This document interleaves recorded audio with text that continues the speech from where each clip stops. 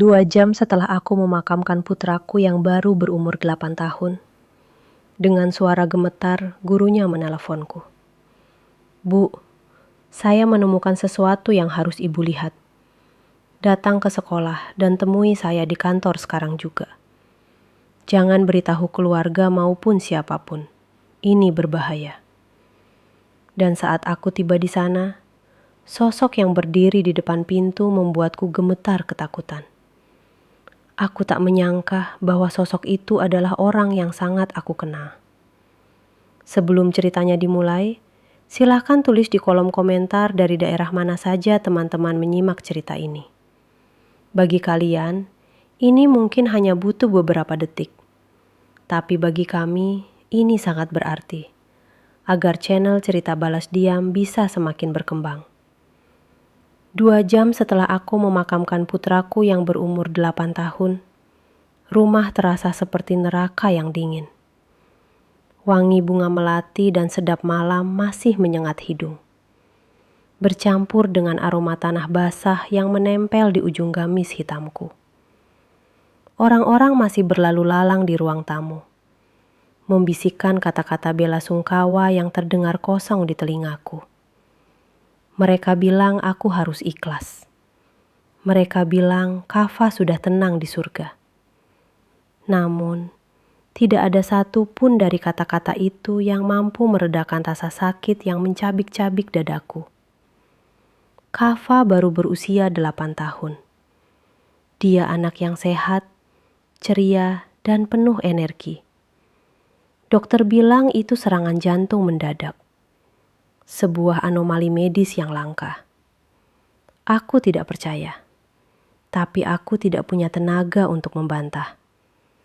Aku duduk di sudut kamar, menatap kosong ke arah bingkai foto Kava yang tersenyum lebar, sambil memegang piala lomba lari. Di luar, suamiku, Dimas, sedang menyalami para tamu. Wajahnya sembab, matanya merah, dan bahunya turun seolah menanggung beban dunia. Semua orang memuji ketabahan Dimas.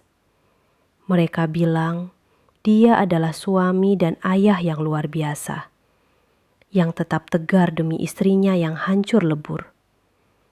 Aku melihatnya dari celah pintu kamar yang sedikit terbuka. Dimas menerima pelukan dari Pak Rahayu, ketua yayasan tempat Kava bersekolah. Pak Rahayu menepuk punggung Dimas dengan keras, memberikan dukungan moral layaknya seorang bapak kepada anaknya. Pemandangan itu seharusnya membuatku terharu. Tapi entah mengapa ada sesuatu yang membuat perutku nguang. Ponselku bergetar di atas kasur, memecah lamunan panjangku. Layarnya menyala, menampilkan nama Ibu Rani, guru wali kelas Kava. Aku mengernyitkan dahi. Kenapa gurunya menelpon di saat seperti ini?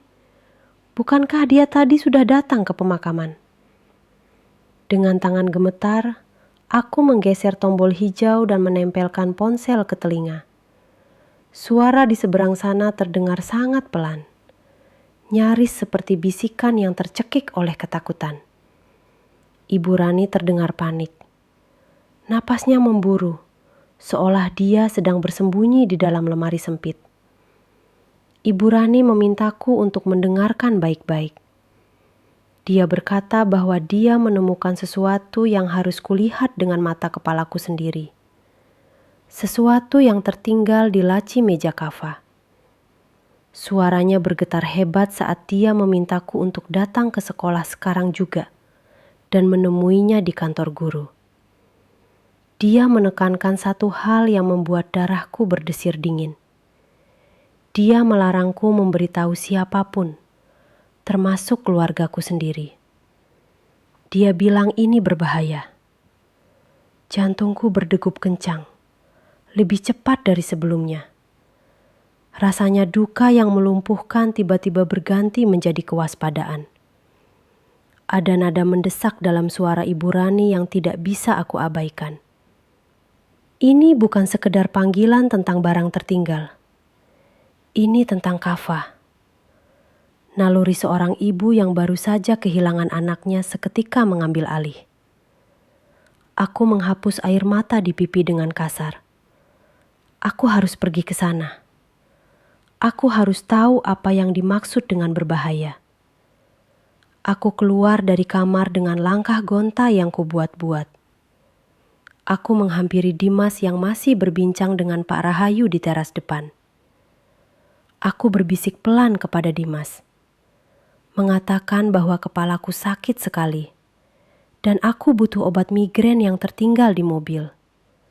Sekaligus ingin mencari udara segar sebentar ke minimarket depan kompleks. Dimas menatapku dengan tatapan sendu yang begitu meyakinkan. Dia menawarkan diri untuk membelikannya, tapi aku menolak halus.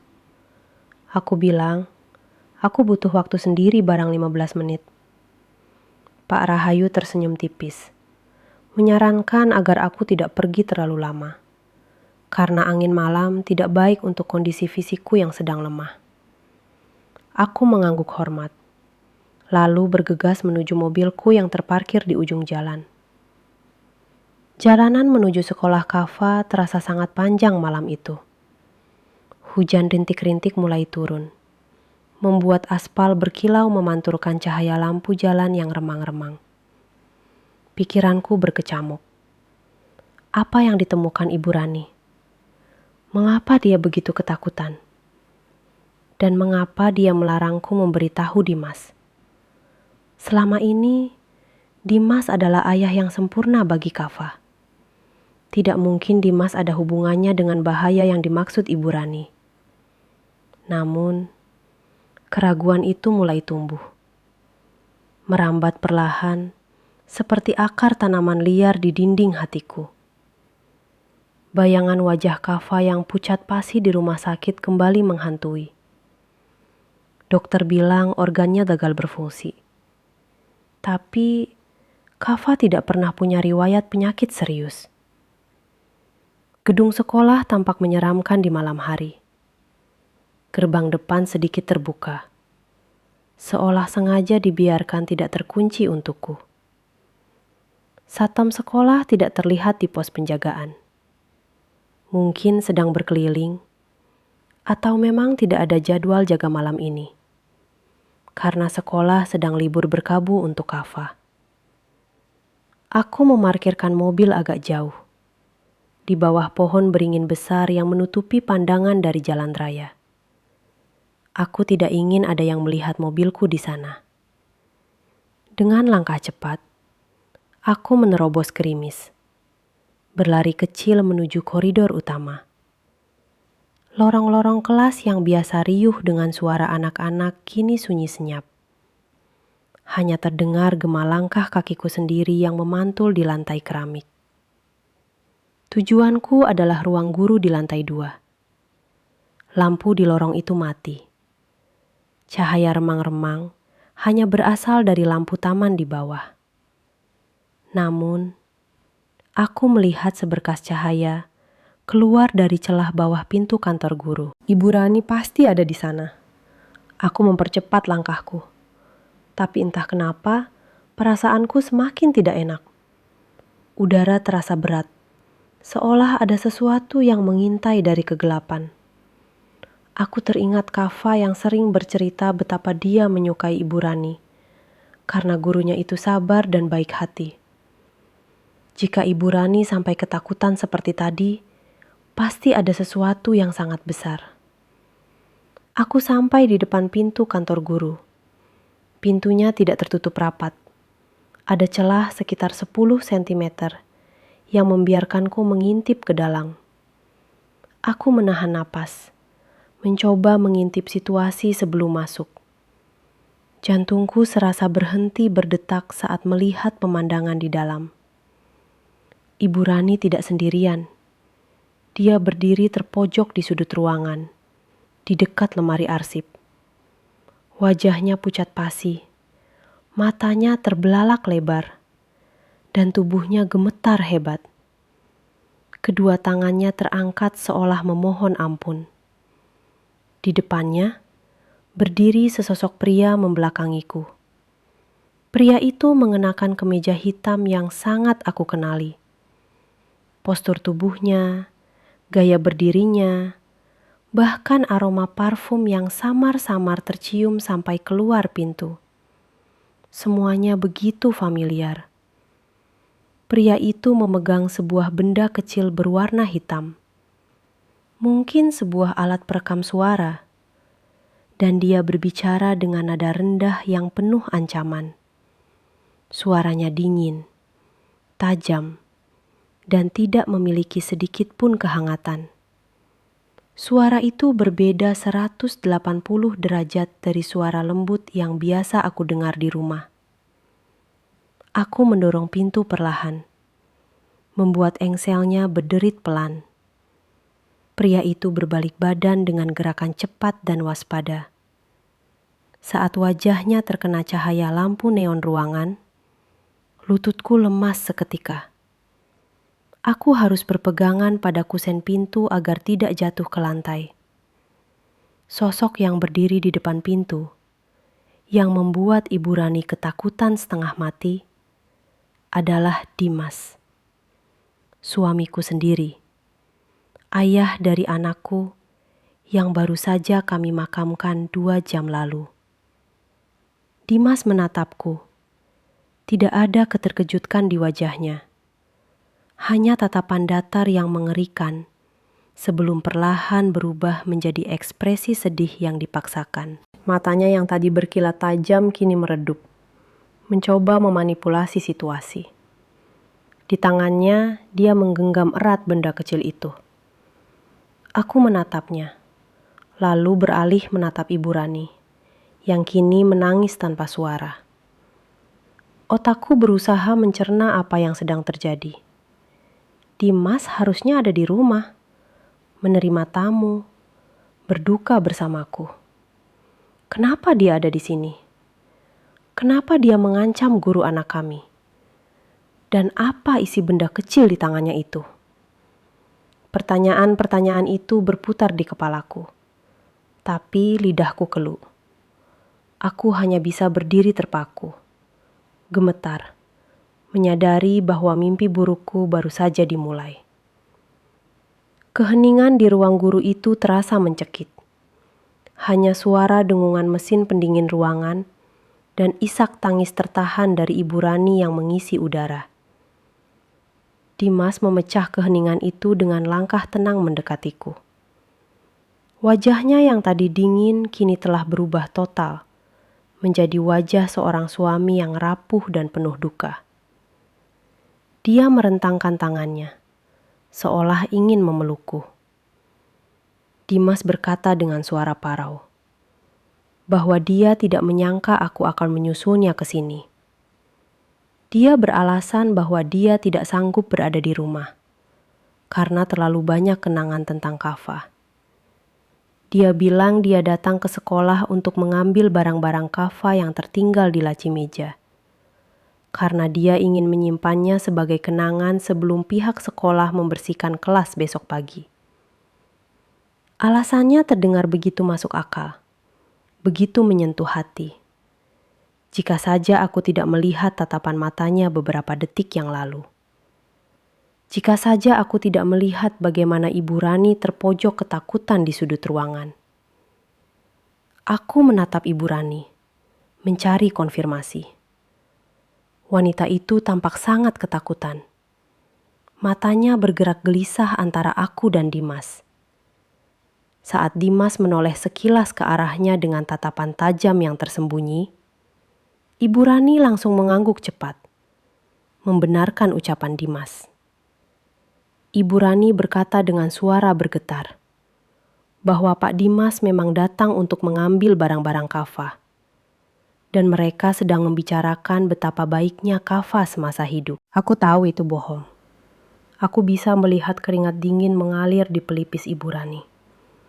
Aku bisa melihat tangannya yang meremas ujung roknya hingga memutih. Dia sedang diancam. Dimas merangkul bahuku erat. Terlalu erat hingga terasa menyakitkan. Dia mengajakku pulang. mengatakan bahwa tidak baik bagi kami berlama-lama di tempat yang memicu kesedihan ini.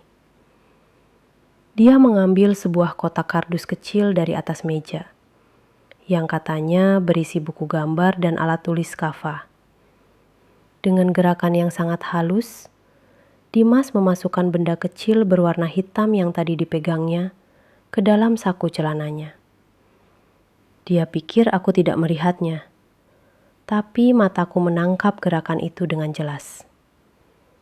Sebelum kami keluar, Dimas berjalan mendahuluiku menuju pintu. Pada detik yang sangat singkat itu, Ibu Rani mengambil kesempatan. Dia melangkah cepat mendekatiku, berpura-pura membetulkan letak jilbabku yang sedikit miring. Tangannya yang dingin menyentuh leherku, dan aku merasakan dia menyelipkan secari kertas kecil yang dilipat rapi ke dalam lipatan kerudungku di bagian bahu. Dia menatap mataku lekat-lekat. Tatapan yang menyiratkan permohonan tolong sekaligus peringatan keras. Bibirnya bergerak tanpa suara, mengucapkan satu kata. Lari. Jantungku berpacu semakin kencang. Aku berusaha bersikap normal, mengangguk pelan padanya seolah berterima kasih. Dimas menoleh, menatap kami dengan curiga. Dia bertanya apa yang kami bicarakan. Aku menjawab dengan cepat bahwa Ibu Rani hanya memintaku untuk tabah. Dimas tampaknya puas dengan jawaban itu, lalu menarik tanganku untuk keluar dari ruangan.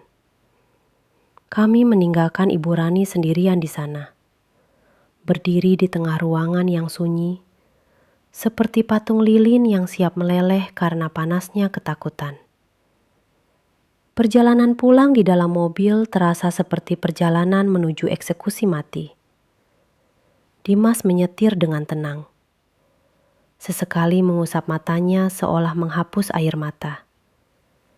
Dia memutar musik klasik dengan volume pelan. Jenis musik yang biasanya dia putar saat ingin menenangkan diri. Namun bagiku, musik itu terdengar seperti lagu pengiring jenazah. Aku duduk di kursi penumpang, memandang keluar jendela, menatap butiran hujan yang semakin deras memukul kaca. Tanganku meraba lipatan jilbabku, memastikan kertas kecil itu masih ada di sana.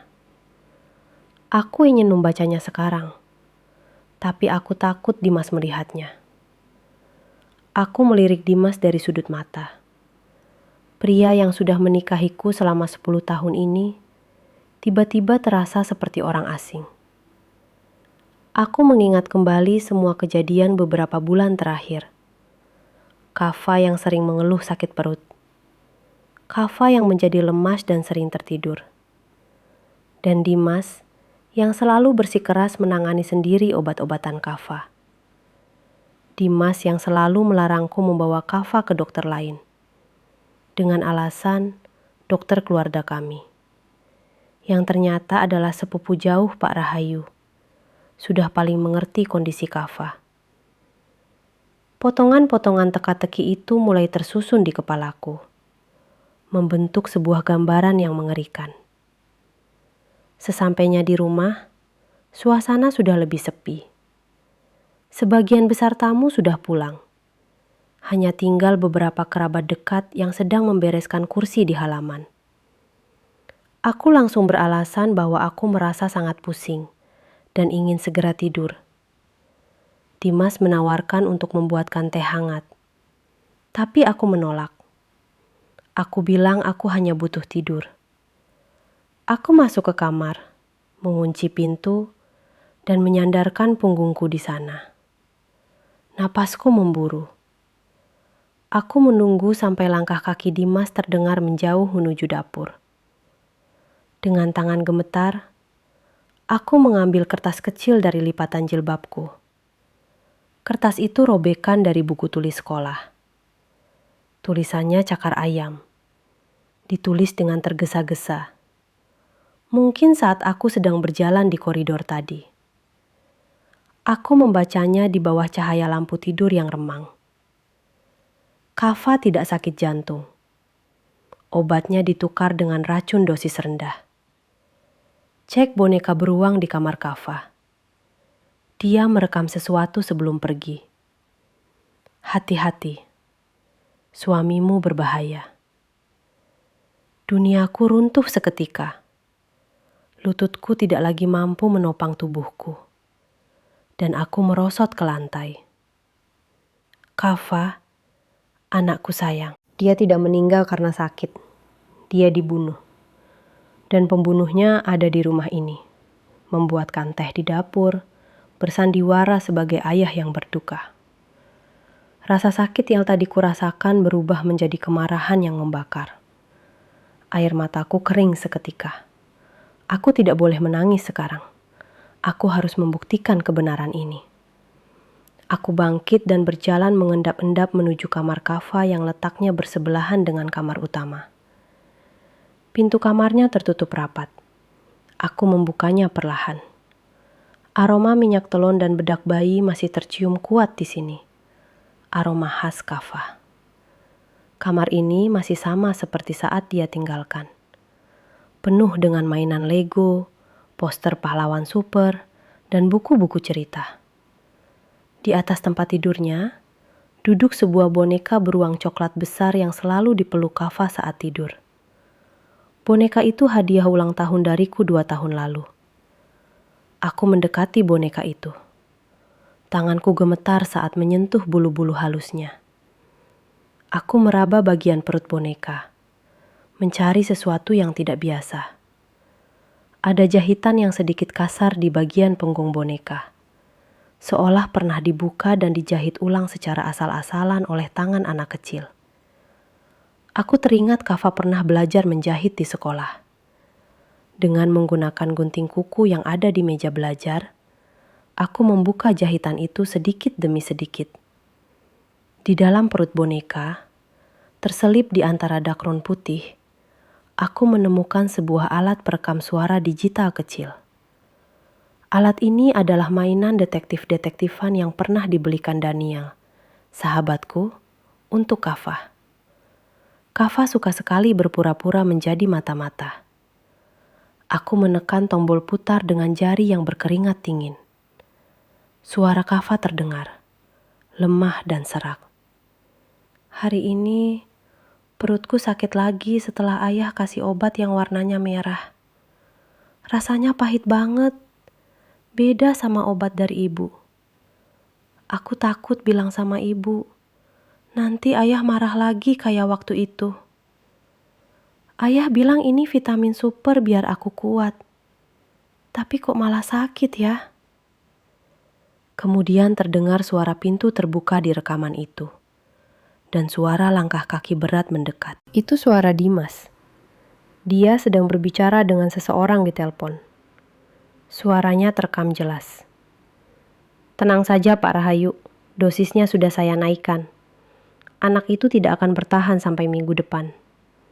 Begitu dia lewat, warisan dari kakeknya akan cair ke wali, yaitu saya. Kita bagi 2 seperti kesepakatan.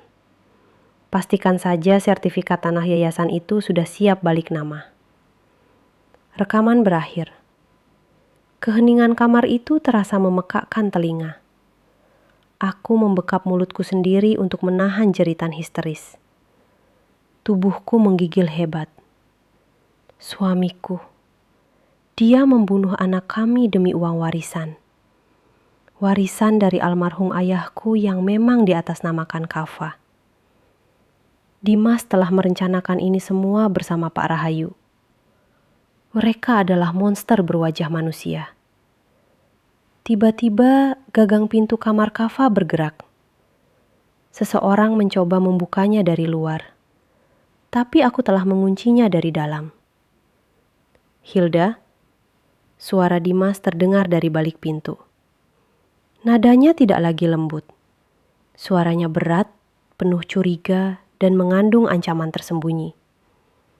Kenapa pintunya dikunci? Kamu di dalam. Buka pintunya. Hilda, aku tahu kamu belum tidur. Gedoran di pintu semakin keras.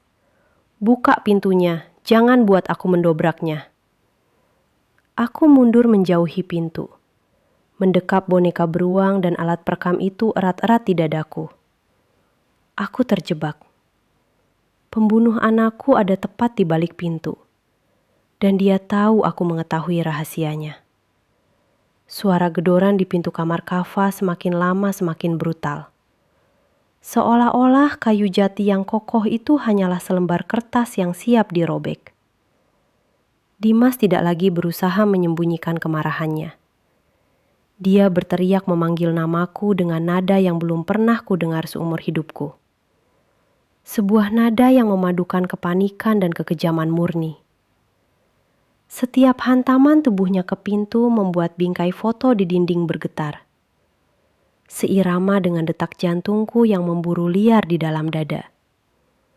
Aku tahu, saat pintu itu terbuka, nyawaku akan berada di ujung tanduk. Dimas bukan lagi suamiku. Dia adalah orang asing yang baru saja ku tahu. Telah menghancurkan keluarga ini demi tumpukan harta. Aku mendekap boneka beruang Kava erat-erat. Seolah benda mati itu bisa melindungiku dari sosok kejam di luar sana. Alat perekam kecil itu sudah kumasukkan ke dalam saku gamis. Benda paling berharga yang kini menjadi satu-satunya senjataku untuk menuntut keadilan. Aku memutar otak dengan cepat di tengah kepanikan yang melanda. Aku tidak bisa keluar lewat pintu. Jendela adalah satu-satunya jalan keluar. Kamar Kava berada di lantai 2. Namun, aku ingat ada pohon mangga besar yang tumbuh di samping rumah. Dahan-dahannya menjulur cukup dekat ke arah balkon kecil di kamar ini. Dulu aku sering memarahi Kava karena dia suka nekat memanjat pohon itu. Tapi sekarang, kenakalan masa kecil Kava itulah yang mungkin akan menyelamatkan ibunya. Aku berlari menuju jendela, membuka kuncinya dengan tangan gemetar dan mendorong daun jendela lebar-lebar. Angin malam yang membawa butiran hujan langsung menampar wajahku, dingin dan menusuk tulang. Hujan turun semakin deras, menciptakan tirai air yang mengaburkan pandangan. Namun, suara guntur yang menggelegar setidaknya menyamarkan suara gerakanku. Di belakangku, suara kayu retak terdengar nyaring. Engsel pintu mulai berderit keras menahan dorongan Dimas. Aku tidak punya waktu lagi. Tanpa berpikir panjang, aku memanjat pagar balkon. Kakiku meraba-raba mencari pijakan di dahan pohon yang basah dan licin. Rasa takut akan ketinggian yang biasanya menghantuiku lenyap seketika, digantikan oleh insting bertahan hidup yang jauh lebih kuat. Aku melompat kecil, meraih dahan yang cukup tebal dengan kedua tanganku. Kulit pohon yang kasar menggores telapak tanganku, tapi aku menahan keluhan. Gamis panjangku yang basah kuyup terasa berat dan sempat tersangkut di ranting kecil, membuat gerakanku terhambat beberapa detik yang sangat krusial. Aku menarik kain itu sekuat tenaga hingga terdengar bunyi sobekan. Masa bodoh dengan baju ini? Yang penting aku harus turun. Tepat saat kakiku mendarat di rumput halaman samping yang becek, terdengar suara dentuman keras dari atas. Pintu kamar Kava berhasil didobrak. Aku menengadah sekilas dan melihat siluet Dimas berdiri di ambang pintu kamar yang lampunya menyala terang. Dia berlari ke arah balkon, menjulurkan kepalanya keluar, menatap ke dalam kegelapan malam. Aku membekap mulutku sendiri dan merapatkan tubuh ke batang pohon besar, menahan napas sekuat tenaga. Cahaya kilat menyambar, menerangi halaman sekejap mata. Jika Dimas melihat ke bawah saat itu, tamatlah riwayatku. Namun, sepertinya hujan deras menghalangi pandangannya. Dia berteriak frustrasi, sebuah teriakan panjang yang mengerikan. Lalu berbalik masuk kembali ke dalam kamar. Mungkin berpikir aku bersembunyi di lemari atau kamar mandi. Aku tidak membuang waktu. Dengan kaki telanjang yang kedinginan dan penuh lumpur, Aku berlari mengendap-endap menyusuri dinding samping rumah menuju gerbang belakang. Aku tahu, Dimas akan segera menyadari bahwa aku tidak ada di kamar dan akan mulai mencariku ke seluruh penjuru rumah. Lalu ke halaman. Aku harus keluar dari kompleks perumahan ini sebelum dia menggerakkan satpam atau orang-orang bayarannya. Pak Rahayu punya banyak koneksi, dan aku tidak tahu siapa yang bisa dipercaya di lingkungan ini. Setiap bayangan pohon terlihat seperti musuh yang menyintai. Napasku tersengal-sengal, bercampur dengan isak tangis yang kutahan mati-matian. Bayangan wajah Kava yang tersenyum memberiku kekuatan supranatural untuk terus berlari menembus hujan. Meninggalkan rumah yang seharusnya menjadi tempat paling aman. Namun kini berubah menjadi sarang pembunuh. Aku berhasil keluar lewat pintu kecil di pagar belakang yang biasanya digunakan tukang kebun. Jalanan di belakang kompleks sepi dan gelap. Aku terus berlari tanpa menoleh, menuju jalan raya utama yang berjarak sekitar 2 kilometer. Ponselku yang basah kuyup di saku bergetar, tapi aku tidak berani mengangkatnya. Itu pasti Dimas. Aku terus berlari sampai paru-paruku terasa mau meledak. Di depan sebuah ruko yang sudah tutup, di bawah cahaya lampu jalan yang remang, aku berhenti untuk mengatur napas. Tanganku yang gemetar meraih ponsel. Ada 10 panggilan tak terjawab dari Dimas. Aku mengabaikannya dan mencari satu nama di daftar kontak. Daniel. Daniel adalah sahabatku sejak SMA. Satu-satunya orang yang kusadari bisa kupercaya saat ini. Dia seorang jurnalis investigasi yang keras kepala dan sering berurusan dengan kasus-kasus pelik. Aku menekan tombol panggil. Berdoa dalam hati agar dia belum tidur. Nada sambung terdengar 2 kali. Lalu suara berat Daniel yang serak menjawab. Aku tidak sanggup berkata banyak. Dengan suara tercekat dan bercampur tangis, aku hanya bisa berbisik. Daniel, tolong aku. Dimas membunuh Kava. Aku lari. Jemput aku di dekat pom bensin jalan raya sekarang. Jangan tanya apa-apa dulu. Cepatlah. Aku mematikan sambungan telepon bahkan sebelum Daniel sempat bertanya. Lalu mematikan ponselku sepenuhnya, agar posisiku tidak bisa dilacak. Aku berjongkok di sudut gelap ruko, memeluk lutut, menunggu dalam ketakutan yang mencekam. Berharap Daniel datang sebelum Dimas menemukanku. 15 menit terasa seperti 15 tahun. Setiap sorot lampu mobil yang lewat membuat jantungku berhenti berdetak. Takut jika itu adalah mobil SUV hitam milik Dimas. Namun, akhirnya sebuah sedan tua berwarna abu-abu menepi perlahan di depanku. Kaca jendelanya turun, menampilkan wajah cemas Daniel. Tanpa babi bu, aku langsung melompat masuk ke kursi penumpang depan dan mengunci pintu. Daniel menatapku dengan mata terbelalak. Penampilanku pasti sangat mengerikan. Basah kuyup, penuh lumpur, jilbab berantakan, dan wajah pucat pasi seperti mayat hidup. Daniel tidak banyak bertanya. Dia langsung menginjak gas, membawa mobil menjauh dari area perumahanku dengan kecepatan tinggi. Dia tahu dari tatapan mataku bahwa situasi ini bukan sekedar pertengkaran rumah tangga biasa. Di dalam kehangatan mobil, tubuhku mulai menggigil tak terkendali. Bukan hanya karena dingin, tapi karena adrenalin yang mulai surut, meninggalkan rasa lelah dan trauma yang mendalam. Daniel memberikan jaketnya yang ada di jok belakang untukku. Dia menyetir dengan satu tangan, sementara tangan kirinya menggenggam tanganku yang dingin, mencoba menyalurkan kekuatan. Aku mulai menceritakan semuanya. Mulai dari telepon Ibu Rani, pertemuan di sekolah, wajah asli Dimas, hingga rekaman suara Kava di dalam boneka beruang. Setiap kalimat yang keluar dari mulutku terasa menyakitkan, seperti memuntahkan paku. Saat aku memutar rekaman suara Kava dan percakapan Dimas dengan Pak Rahayu, Daniel membanting setir ke pinggir jalan dan menghentikan mobil mendadak. Wajahnya memerah menahan amarah. Rahangnya mengeras. Dia memukul setir mobil dengan keras, memaki sumpah serapah yang ditujukan untuk Dimas dan Pak Rahayu.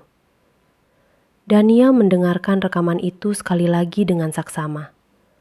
Sebagai jurnalis, dia langsung menganalisis situasi dengan logis, meskipun emosinya sedang mendidih. Dia berkata bahwa bukti ini sangat kuat, tapi juga sangat berbahaya. Pak Rahayu bukan orang sembarangan. Dia punya pengaruh besar di kota ini. Bahkan mungkin punya kenalan di kepolisian tingkat atas. Jika kami gegabah melapor ke polsek setempat, bukti ini bisa hilang. Atau lebih buruk lagi, kami yang akan dibungkam sebelum sempat bersaksi. Dania memutuskan untuk membawaku ke rumah aman. Sebuah apartemen kecil milik mendiang pamannya di pinggiran kota yang tidak diketahui siapapun, termasuk keluarganya sendiri. Tempat itu akan menjadi markas kami untuk menyusun rencana. Di tengah perjalanan, Dania menyalakan radio untuk memecah keheningan yang menyesakan. Berita tengah malam sedang disiarkan. Awalnya hanya berita lalu lintas biasa. Lalu penyiar berita membacakan sebuah kabar terkini yang membuat darahku berhenti mengalir. Ditemukan sesosok tubuh wanita di halaman sekolah dasar di Jalan Merpati. Korban diidentifikasi sebagai seorang guru berinisial R. Dugaan sementara, korban terjatuh dari lantai atas gedung sekolah. Duniaku gelap seketika. Aku menjerit histeris di dalam mobil. "Ibu Rani! Mereka membunuhnya. Dimas dan Pak Rahayu membunuhnya." Dugaan itu adalah kebohongan paling keji yang pernah ku dengar. Ibu Rani tidak mungkin melakukan hal senekat itu. Dia baru saja memberikan petunjuk. Dia ingin menyelamatkan Kava. Dia ingin kebenaran terungkap. Dan karena membantuku, dia harus membayar dengan nyawanya. Rasa bersalah menghantam dadaku lebih keras daripada kematian Kava. Jika saja aku datang lebih cepat. Jika saja aku bisa membawanya pergi bersamaku tadi. Tapi aku meninggalkannya sendirian bersama monster itu. Aku menangis sejadi-jadinya, memukuli dashboard mobil. Daniel menepikan mobil lagi. Kali ini dia menarikku ke dalam pelukannya, membiarkanku menumpahkan segala kesedihan dan rasa bersalah yang tak tertahankan. Namun, di tengah tangisan itu, sesuatu dalam diriku berubah. Rasa sedih yang tadinya melumpuhkan, perlahan mengeras menjadi sesuatu yang dingin dan tajam. Air mataku berhenti mengalir. Aku melepaskan pelukan Daniel dan menatap lurus ke jalanan gelap di depan. Aku ingat tatapan terakhir Ibu Rani. Tatapan yang memintaku untuk lari dan berjuang. Kematiannya tidak boleh sia-sia. Kematian Kava tidak boleh sia-sia. Mereka pikir mereka bisa membersihkan semua jejak dengan membunuh saksi dan memalsukan berita. Mereka salah besar. Mereka menyisakan satu orang. Aku. Seorang ibu yang sudah tidak punya apa-apa lagi untuk ditakutkan, karena dia sudah kehilangan segalanya. Aku menoleh ke arah Daniel dengan tatapan yang baru. Tatapan seorang wanita yang siap membalas segalanya demi keadilan. Aku berkata pada Daniel dengan suara tenang yang menakutkan. "Mereka harus bayar, Daniel. Bukan dengan penjara. Itu terlalu mudah.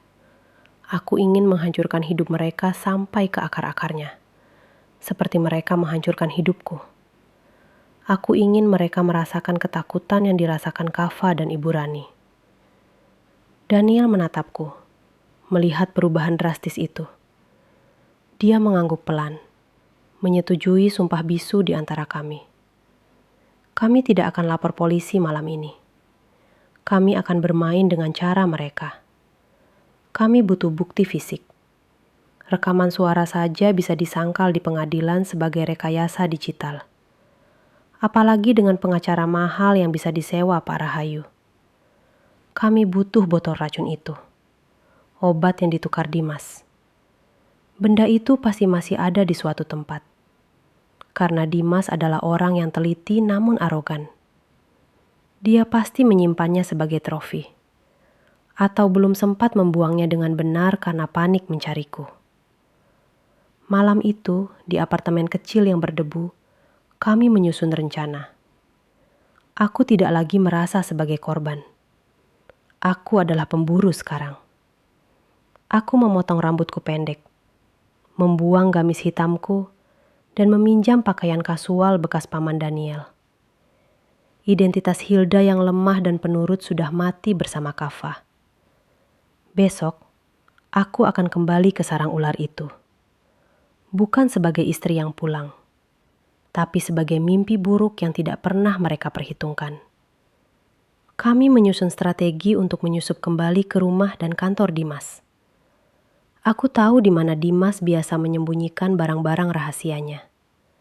Ada berangkas tersembunyi di balik lukisan di ruang kerjanya. Berangkas yang dia pikir aku tidak tahu kombinasinya. Padahal, aku pernah melihatnya membukanya bertahun-tahun lalu. Tanggal lahir Kava. Ironis sekali. Dia menggunakan tanggal lahir anak yang dibunuhnya sebagai kunci keamanannya. Besok, permainan sesungguhnya akan dimulai. Pagi itu, langit Jakarta berwarna abu-abu. Seolah turut berduka atau mungkin sedang menyembunyikan rencana besar yang kami susun. Aku berdiri di depan cermin kamar mandi apartemen usang milik Paman Daniel, menatap pantulan wajah yang nyaris tak kekenali. Rambut panjangku yang biasanya tergerai indah, kini tertutup rapat oleh jilbab instan berwarna biru tua yang kusam. Jenis yang sering dipakai oleh para pekerja kasar agar tidak ribet. Aku mengenakan seragam petugas kebersihan berwarna biru muda yang sedikit kebesaran, lengkap dengan kartu identitas palsu yang dibuatkan Daniel semalam. Namaku di kartu itu bukan Hilda, melainkan Sumi. Wajahku yang pucat kupoles dengan sedikit bedak yang warnanya tidak rata, dan kacamata berbingkai tebal yang membuat mataku terlihat lebih kecil. Hilda yang rapuh, istri penurut dari seorang pengusaha sukses, sudah mati malam itu bersama putranya. Kini yang berdiri adalah seorang ibu yang tidak memiliki apa-apa lagi, selain dendam yang membara di dada. Dania memarkirkan mobilnya 2 blok dari gedung perkantoran milik Pak Rahayu, tempat di mana Dimas bekerja sebagai direktur operasional. Rencana kami sederhana, namun berisiko tinggi. Setiap hari Jumat, biasanya ada pergantian tim kebersihan dari vendor luar untuk melakukan pembersihan menyeluruh sebelum akhir pekan. Daniel berhasil meretas sistem jadwal mereka dan memasukkan nama samaranku ke dalam daftar hadir. Tugasku adalah masuk ke dalam, menuju lantai eksekutif yang aksesnya terbatas, dan mencari bukti fisik racun itu di berangkas kantor Dimas. Kami berasumsi Dimas memindahkan barang bukti ke sana, karena rumah kami sudah tidak aman setelah aku melarikan diri. Dimas pasti berpikir aku akan kembali ke rumah untuk mencari bukti. Jadi, kantor adalah tempat persembunyian yang paling logis menurut jalan pikirannya yang licik. Aku berjalan menunduk, menyeret troli berisi peralatan pel dan ember, membaur dengan petugas kebersihan lainnya yang masuk lewat pintu belakang. Jantungku berdegup kencang setiap kali berpapasan dengan satpam. Takut jika mereka mengenali istri bos mereka. Namun, ternyata orang-orang seperti Dimas dan Pak Rahayu tidak pernah benar-benar melihat orang kecil seperti petugas kebersihan. Bagi mereka, kami hanyalah bayangan yang membersihkan kotoran mereka. Tidak memiliki wajah, tidak memiliki identitas. Aku berhasil lolos dari pemeriksaan keamanan dengan mudah. Lift barang membawaku naik ke lantai 12. Lantai di mana kantor Dimas berada. Lorong lantai itu sepi dan dingin. dilapisi karpet tebal yang meredam suara langkah kaki. Aroma pengharum ruangan beraroma lavender tercium samar. Aroma yang sama yang selalu menempel di baju kerja Dimas. Rasa mual seketika menyergap perutku, mengingatkanku pada kemunafikan laki-laki itu. Aku mendorong troli menuju pintu ganda bertuliskan Direktur Operasional. Pintu itu terkunci, tapi Daniel sudah membekaliku dengan kartu akses duplikat yang dia salin datanya dari kartu milik salah satu staf kepercayaan Dimas yang sering ceroboh menaruh barang. Lampu indikator berubah hijau, dan pintu terbuka dengan bunyi klik pelan. Ruangan itu luas, mewah, dan dingin. Foto keluarga kami, aku, Dimas, dan Kava masih terpajang besar di dinding belakang meja kerjanya. Melihat wajah Kava yang tersenyum di foto itu membuat dadaku sesak. Dimas memasang foto itu bukan karena cinta, tapi sebagai topeng untuk membangun citra keluarga yang sempurna di depan kolega bisnisnya. Di balik lukisan abstrak di dinding sebelah kiri, aku tahu ada brankas tersembunyi. Dengan tangan gemetar namun cekatan, aku menurunkan lukisan itu dan menemukan panel brankas digital. Aku menarik napas panjang, mencoba menenangkan diri. Kombinasinya adalah tanggal lahir Kava. Aku menekan angka-angka itu. 0, 5, 0, 1, 1, 7. Lampu hijau menyala. Pintu brankas terbuka. Jantungku berpacu penuh harap. Berharap menemukan botol obat itu. Namun, saat aku melongok ke dalam, brankas itu kosong dari botol obat. Hanya ada tumpukan dokumen sertifikat tanah, beberapa gepok uang tunai, dan paspor ganda milik Dimas. Kecewa menghantamku, tapi aku tidak boleh menyerah. Aku mulai memotret dokumen-dokumen itu dengan kamera tersembunyi di kancing bajuku. Dokumennya menunjukkan pemindahan aset yayasan secara ilegal ke rekening pribadi Dimas. Ini bukti korupsi, tapi belum cukup membuktikan pembunuhan. Tiba-tiba terdengar suara langkah kaki dan tawa renyah dari arah koridor mendekat ke pintu ruangan. Panik menyergapku. Aku segera menutup brankas, menggantung kembali lukisan dengan miring karena terburu-buru, dan menyambar kain lap. Aku merunduk di balik sofa besar di sudut ruangan, berpura-pura sedang membersihkan debu di kaki meja. Tepat saat pintu terbuka, Dimas masuk diikuti oleh seorang wanita muda berpenampilan modis. Itu Bella, sekretaris pribadinya. Aku menahan napas, berusaha mengecilkan tubuhku di balik bayang-bayang sofa. Mereka tidak menyadari keberadaanku karena posisi sofa yang membelakangi pintu dan tertutup oleh lemari arsip tinggi. Apa yang kudengar selanjutnya membuat darahku mendidih hingga ke ubun-ubun. Dimas tidak terlihat sedih sama sekali. Dia justru tertawa lepas sambil menuangkan minuman ke dalam gelas.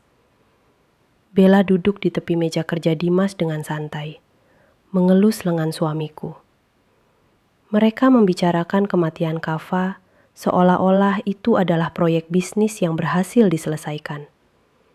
Bella memuji Dimas yang berhasil berakting sempurna saat pemakaman. Dia berkata bahwa tangisan Dimas sangat meyakinkan, sampai-sampai Pak Rahayu pun terkesan. Dimas tertawa bangga, mengatakan bahwa menyingkirkan beban kecil itu adalah langkah terbaik untuk masa depan mereka. Dia menyebut Kava sebagai anak penyakitan yang hanya menghabiskan uang dan penghalang utama untuk mencairkan dana warisan ayahku yang nilainya miliaran. Tanganku mengepal erat hingga kuku-kuku menancap ke telapak tangan, menimbulkan rasa perih yang menjagaku tetap sadar agar tidak melompat keluar dan mencekik mereka berdua saat itu juga. Aku ingin berteriak, aku ingin mencabik wajah mereka. Tapi aku tahu aku akan kalah jika menggunakan kekerasan fisik. Aku menekan tombol rekam di alat penyadap kecil yang kubawa di saku celana. Setiap kata keji yang keluar dari mulut mereka terekam dengan jernih. Mereka merencanakan liburan ke Eropa bulan depan, setelah situasi mereda dan uang warisan cair.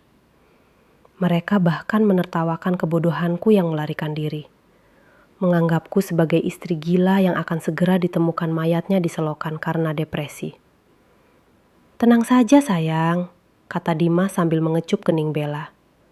Suara yang dulu selalu membuatku merasa aman, kini terdengar seperti desis ular berbisa. "Hilda itu lemah. Tanpa aku, dia tidak bisa apa-apa. Kalaupun dia lapor polisi, siapa yang akan percaya? Pak Rahayu sudah mengatur semuanya. Polisi, dokter forensik, semuanya ada di kantong kita. Botol racun itu juga sudah kubuang ke tempat pembakaran sampah medis pagi ini. Tidak ada jejak. Kita menang." Mendengar itu, harapanku untuk menemukan botol racun musnah. Tapi aku mendapatkan sesuatu yang lebih berharga. Pengakuan lisan yang angkuh dan rencana mereka yang melibatkan banyak pihak. Saat mereka beranjak keluar untuk makan siang, aku menunggu 10 menit di dalam persembunyianku dengan air mata amarah yang mengalir diam-diam. Setelah yakin mereka pergi, aku keluar dari ruangan itu dengan membawa dendam yang lebih besar. Sebelum pergi, aku meninggalkan satu pesan kecil. Aku mengambil mainan mobil-mobilan kecil milik Kava yang selalu kubawa di saku sejak semalam, dan meletakkannya tepat di tengah meja kerja Dimas, di atas tumpukan berkas yang rapi. Biar dia tahu bahwa hantu masa lalunya telah kembali. Kami kembali ke markas kecil dengan membawa rekaman suara yang menghancurkan hati namun sangat krusial. Daniel mendengarkan rekaman percakapan Dimas dan Bella dengan wajah merah padam. Dia, yang biasanya tenang dan logis, sampai harus keluar ke balkon untuk merokok guna meredakan emosinya. Kejahatan mereka bukan lagi sekedar kriminalitas biasa. Ini adalah manifestasi dari iblis berwujud manusia. Namun, Daniel juga setuju bahwa bukti ini, meskipun kuat secara moral, masih bisa dipatahkan di pengadilan sebagai rekaman ilegal yang tidak sah. Kami butuh mereka melakukan kesalahan fatal di depan umum. Kami butuh mereka saling serang. Dan pemicu terbaik untuk membuat penjahat melakukan kesalahan adalah rasa takut. Malam itu, kami memulai operasi psikologis kami. Dimas adalah tipe orang yang rasional namun memiliki ketakutan terpendam terhadap hal-hal mistis. Sebuah kelemahan yang pernah dia ceritakan padaku saat kami baru menikah. Dia takut pada karma, meskipun dia selalu menyangkalnya. Daniel, dengan keahlian teknologinya, berhasil meretas sistem smart home di rumah kami. Rumah yang kini ditinggali Dimas sendirian.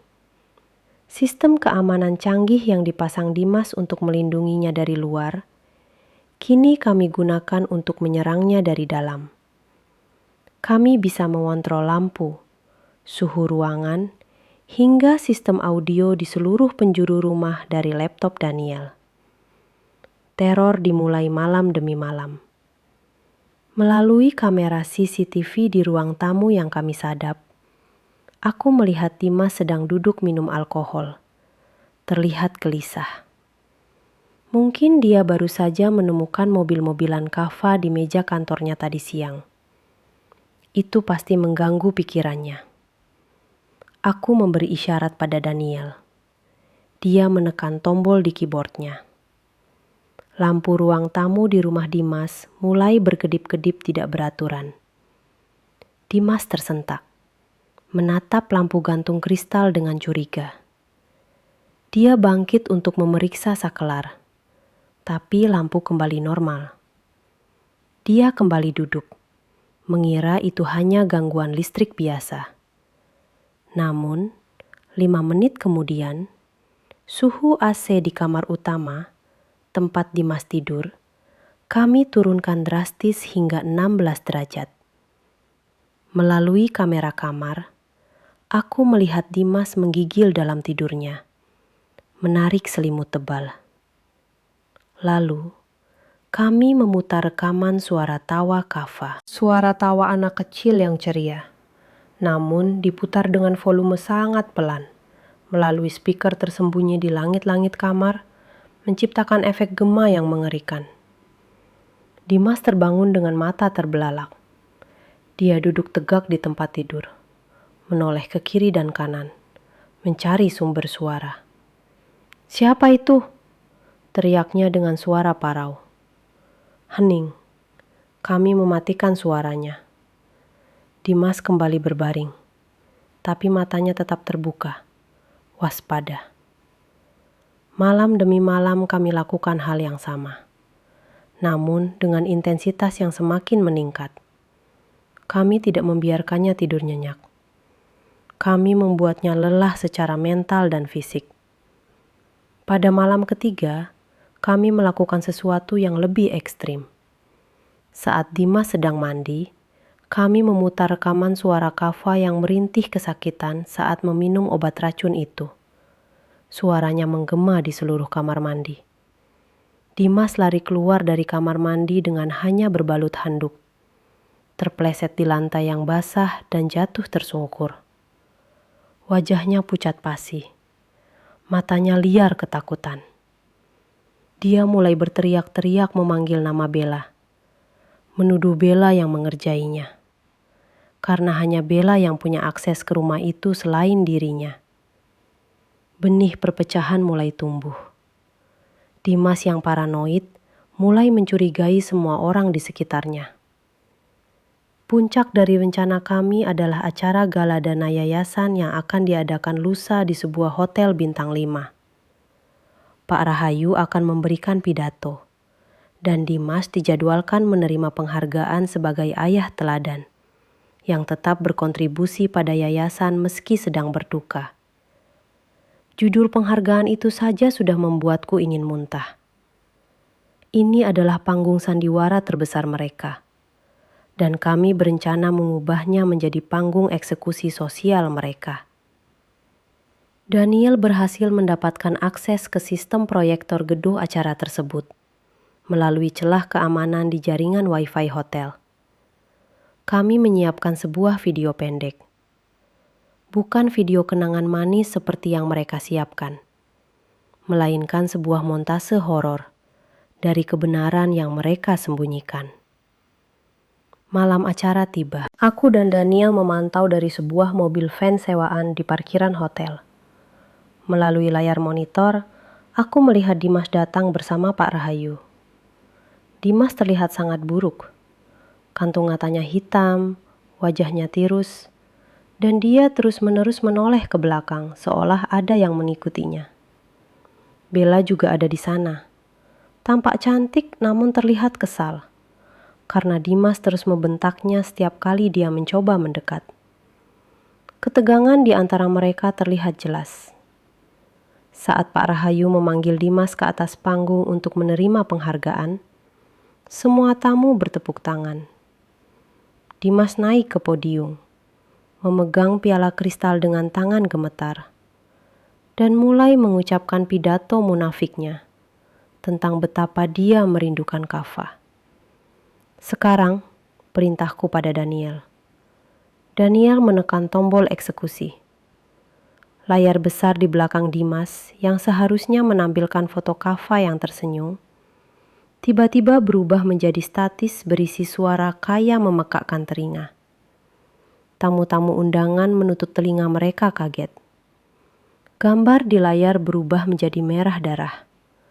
Lalu muncul tulisan besar dengan font yang seolah ditulis dari tetesan darah. Aku tahu apa yang kalian lakukan. Suasana hening seketika. Dimas berbalik menatap layar. Wajahnya kehilangan darah. Lalu, Suara rekaman percakapan Dimas dan Bella di kantor diputar lewat pengeras suara utama gedung dengan volume maksimal.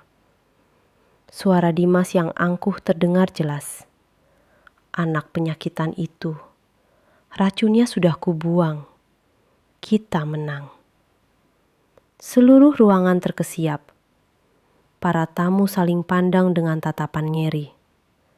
Bella menjerit di meja bundarnya. Mencoba lari tapi kakinya lemas. Pak Rahayu berdiri mematung. Wajahnya merah padam menahan murka sekaligus malu. Dimas panik total. Dia berteriak ke mikrofon. Ini bohong, ini rekayasa. Seseorang mencoba menjebakku. Tapi suaranya tenggelam oleh cemoohan para hadirin. Dalam kepanikan itu, tatapan Dimas terkunci pada Pak Rahayu. Dia melihat Pak Rahayu memberi isyarat pada kepala keamanannya untuk mengamankan Dimas, bukan untuk melindunginya, tapi untuk menyingkirkannya agar nama yayasan tidak terseret. Dimas sadar dia akan dijadikan kambing hitam tunggal. Kau! Teriak Dimas sambil menunjuk Pak Rahayu di depan ratusan orang. Kau yang menyuruhku. Kau yang merencanakan pembagian warisan itu. Jangan pura-pura suci, Rahayu. Kalau aku hancur, kau juga ikut hancur. Pengakuan publik yang tidak disengaja itu terekam oleh puluhan kamera wartawan yang meliput acara. Kekacauan pecah.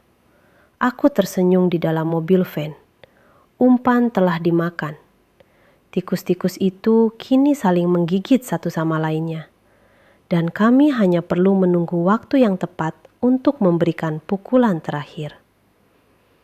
Kekacauan di acara gala dana yayasan malam itu menjadi titik balik yang menghancurkan segalanya bagi Dimas dan Pak Rahayu.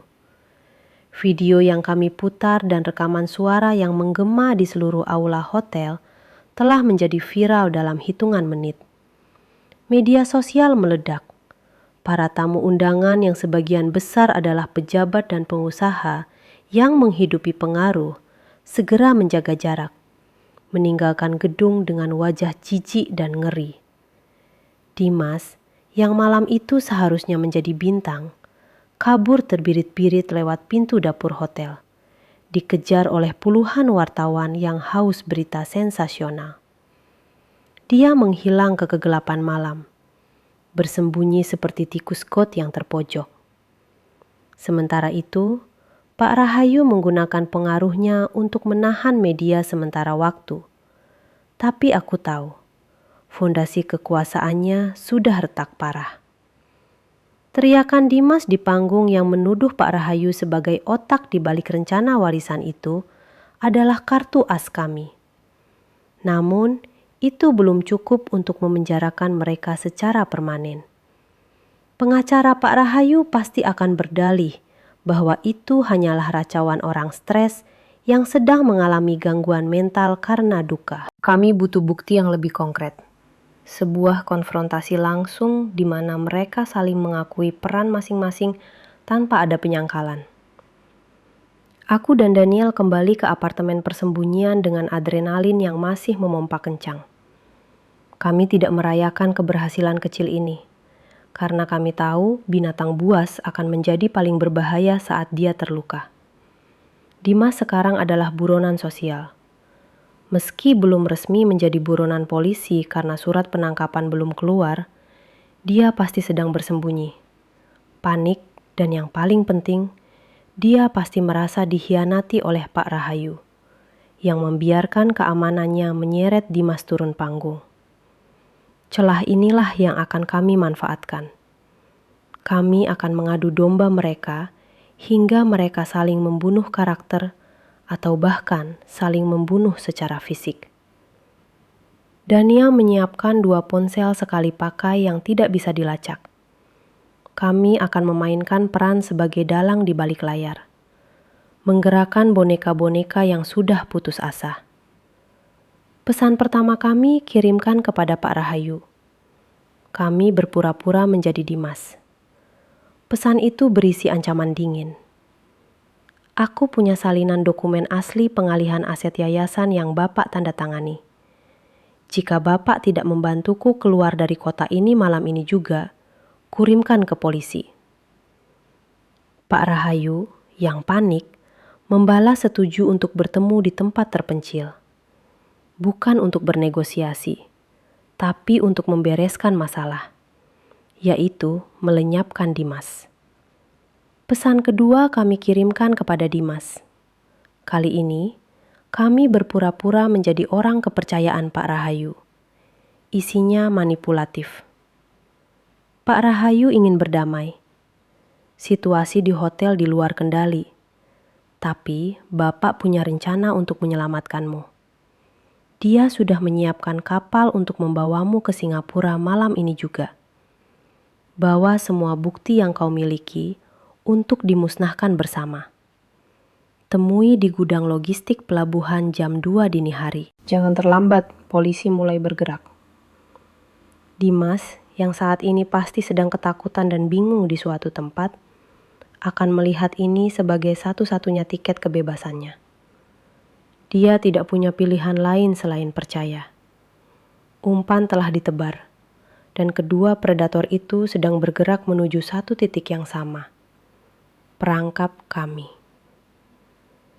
Jam 1 dini hari, hujan deras kembali mengguyur kota. Seolah alam semesta mendukung suasana kelam yang sedang kami bangun. Aku dan Daniel sudah berada di lokasi lebih dulu. Gudang logistik lama itu adalah bangunan raksasa yang sudah terbengkalai, terletak di pinggiran pelabuhan yang sepi. Bau amis laut bercampur dengan bau karat besi memenuhi udara. Kami menyelinap masuk melalui jendela ventilasi yang rusak di lantai 2. Dari posisi ini, kami bisa melihat ke seluruh area lantai dasar gudang yang luas dan kosong. Hanya diterangi oleh beberapa lampu jalan dari luar yang menembus celah-celah dinding seng yang bolong. Dania memasang beberapa kamera tersembunyi di titik-titik strategis dan menyambungkannya ke siaran langsung pribadi yang terhubung ke server kepolisian. Ya, kali ini kami melibatkan polisi. Daniel sudah menghubungi kenalannya di reserse kriminal, memberikan bukti awal rekaman suara, dan memberitahu bahwa transaksi besar akan terjadi di gudang ini malam ini. Polisi sedang dalam perjalanan untuk mengepung tempat ini. Tapi kami butuh waktu agar Dimas dan Rahayu berbicara dulu sebelum sirene polisi meraung. Tepat pukul 2 kurang 10 menit, sebuah mobil sedan hitam masuk ke area gudang. Lampu depannya menyorot debu-debu yang berterbangan. Pintu mobil terbuka, dan keluarlah Pak Rahayu. Dia tidak sendirian. 2 orang berbadan tegap yang sepertinya pengawal pribadinya ikut turun. Namun, Pak Rahayu memberi isyarat agar mereka menunggu di luar. Dia masuk ke dalam gudang sendirian, memegang sebuah tas koper kecil. Tangan kanannya selalu berada di balik jasnya, di mana aku yakin dia menyembunyikan senjata api. Wajah orang tua itu terlihat keras. Rahangnya mengatup rapat menahan amarah. Dia berdiri di telah gudang, melihat jam tangannya dengan tidak sabar. 5 menit kemudian, pintu gudang kembali berderit. Dimas muncul dari kegelapan. Penampilannya sangat berantakan. Kemeja mahalnya kusut dan kotor. Rambutnya acak-acakan. Dan matanya liar bergerak ke segala arah.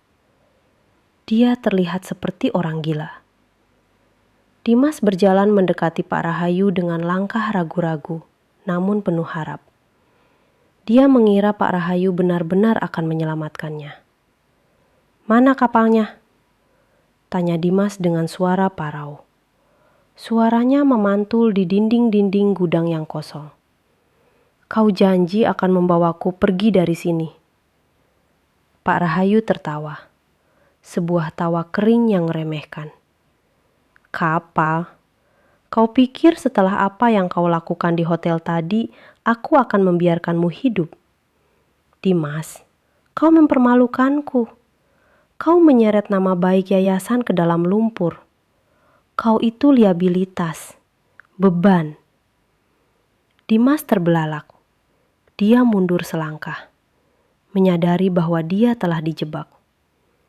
Tapi pesan itu, kau bilang kau mau berdamai. Aku tidak pernah mengirim pesan apapun. Bodoh, bentak Pak Rahayu. Kau yang mengancamku akan membocorkan dokumen yayasan. Mana dokumennya? Serahkan padaku sekarang. Dan mungkin aku akan mempertimbangkan untuk membiarkan mayatmu ditemukan utuh. Dimas menggeleng bingung. Lalu kemarahannya meledak. Dia sadar ada pihak ketiga yang bermain. Tapi kebenciannya pada Pak Rahayu sudah menutupi logika. Kau mau membunuhku? Seperti kita membunuh Kava? Silahkan. Tapi asal kau tahu, aku sudah merekam semua percakapan kita selama ini. Kalau aku mati, rekaman itu otomatis terkirim ke media. Dimas berbohong. Aku tahu dia tidak punya rekaman itu. Tapi dia sedang menggertak untuk bertahan hidup. Wajah Pak Rahayu memerah. Kurang ajar. Kau yang meracuni anak itu. Kau yang menuangkan obat itu ke mulutnya setiap malam. Jangan bawa-bawa aku. Aku hanya menyuruhmu mengurus masalah warisan, bukan membunuh darah dagingmu sendiri. Jangan munafik, teriak Dimas. Suaranya melengking tinggi. Kau yang mengenalkan aku pada pemasok racun itu. Kau yang bilang dosisnya harus dinaikkan supaya prosesnya cepat. Kau butuh uang itu untuk menutupi hutang judimu. Pak Tua, kita sama-sama iblis di sini. Aku merekam semuanya dari atas. Tanganku gemetar bukan karena takut, tapi karena kepuasan yang mengerikan. Mereka saling mengakui semuanya. Setiap detail pembunuhan Kava, motif uang, keterlibatan pihak lain, semuanya terucap jelas dari mulut mereka sendiri. Tidak ada lagi yang bisa disangka. Ini adalah vonis mati bagi mereka berdua. Daniel di sampingku memberi kode jempol. Sinyal bahwa polisi di luar sudah mendengar semuanya lewat penyadapan audio yang kami pasang. Tiba-tiba, Pak Rahayu mencabut pistol dari balik jasnya dan mengarahkannya ke kepala Dimas. Cukup bicaranya. Selamat tinggal, menantuku yang tidak berguna. Bunyi tembakan belum sempat meletus ketika sirene polisi meraung memecah keheningan malam. Melengking tajam dari segala penjuru arah gudang. Cahaya lampu sorot berwarna merah dan biru menembus celah-celah dinding gudang, menciptakan disko cahaya yang menakutkan di dalam ruangan gelap itu. Suara megafon terdengar lantang dari luar. Ini polisi! Kepung tempat ini! Jatuhkan senjata dan menyerah! Pak Rahayu tersentak kaget. Konsentrasinya buyar seketika. Dia menoleh ke arah pintu utama dengan wajah panik. Kesempatan itu tidak disia-siakan oleh Dimas. Dengan insting bertahan hidup yang liar, Dimas menerjang tubuh tua Pak Rahayu. Mereka berdua jatuh berguling di lantai beton yang berdebu. Pistol di tangan Pak Rahayu terlempar jauh ke sudut ruangan. Terjadi pergumulan sengit antara kedua penjahat itu. Dimas yang lebih muda dan lebih kuat, meski dalam kondisi mental yang hancur, berhasil memukul wajah Pak Rahayu berkali-kali, hingga orang tua itu pingsan tak berdaya. Namun, Dimas tidak berhenti di situ. Dia tidak berniat menyerah pada polisi. Matanya yang liar mencari jalan keluar. Dia melihat pintu belakang gudang yang sedikit terbuka. Tapi sebelum dia berlari, matanya melangkap sesuatu di lantai 2, di tempat persembunyian kami. Kilatan lensa kamera Daniel yang memantulkan cahaya lampu sorot polisi membocorkan posisi kami. Dimas mendongak, dan untuk pertama kalinya sejak dia kabur dari hotel, mata kami bertemu. Di sana, di atas catwalk besi berkarat, aku berdiri menatapnya. Jilbab biruku sudah terbuka sebagian, menampilkan wajah asliku. Bukan lagi wajah penyamaran petugas kebersihan. Tatapan Dimas berubah dari ketakutan menjadi kebencian murni yang membara. Dia menyadari segalanya sekarang. Bahwa hantu yang menerornya, pesan-pesan palsu itu, jebakan ini, semuanya adalah perbuatanku. "Hilda!" teriaknya menggema. Suaranya seperti lolongan binatang buas yang terluka. Bukannya lari menjauh, Dimas justru berlari menaiki tangga besi menuju ke tempat kami berada. Dia sudah gila. Dia tidak peduli lagi pada polisi di luar. Satu-satunya tujuannya sekarang adalah menghancurkanku. Daniel menarik tanganku. "Lari Hilda, lewat atap." Kami berlari menyusuri jembatan besi itu, menuju pintu keluar darurat di atap gudang. Suara langkah kaki Dimas yang berat terdengar mengejar di belakang. Semakin dekat, diiringi bunyi besi beradu yang nyaring. Kami mendobrak pintu atap dan keluar ke udara terbuka. Hujan badai menyambut kami. Angin kencang nyaris membuatku terhuyung. Kami berada di atap gudang setinggi 3 lantai. Di bawah, puluhan mobil polisi sudah memblokade area depan. Tapi, area belakang yang menghadap ke laut masih gelap. Ada tangga kebakaran di sisi gedung yang mengarah ke dermaga kecil. "Cepat turun!" teriak Daniel mendorongku ke tangga. Namun, terlambat. Pintu atap ditendang terbuka dengan keras hingga engselnya lepas. Dimas muncul dengan wajah berdarah-darah, memegang sebatang besi panjang yang entah dia pungut dari mana. Daniel mencoba menghadangnya, mencoba menjadi perisai bagiku. Tapi Dimas mengayunkan besi itu dengan brutal, menghantam lengan Daniel hingga terdengar bunyi retakan tulang. Daniel mengerang kesakitan dan jatuh tersungkur, berguling di atap yang licin karena hujan. "Daniel!" jeritku. Aku hendak menolongnya, tapi tangan kekar Dimas sudah mencengkeram kerudungku, menarikku kasar hingga aku terjerembab ke belakang. Sakit yang luar biasa menjalar di kulit kepalaku. Dimas menyeretku mendekat ke tepian atap, menjadikanku tameng hidup saat dia melihat beberapa petugas polisi mulai memanjat naik dari sisi lain. "Mundur, atau kulempar dia ke bawah," ancam Dimas pada polisi yang kini mengarahkan senjata padanya. Polisi-polisi itu berhenti bergerak, ragu. Hujan membasahi wajahku, menyamarkan air mataku. Aku bisa mencium bau keringat dan darah dari tubuh Dimas yang menempel di punggungku. Napasnya memburu di telingaku, panas dan menjijikkan. "Kau pikir kau pintar, ha?" bisik Dimas di telingaku.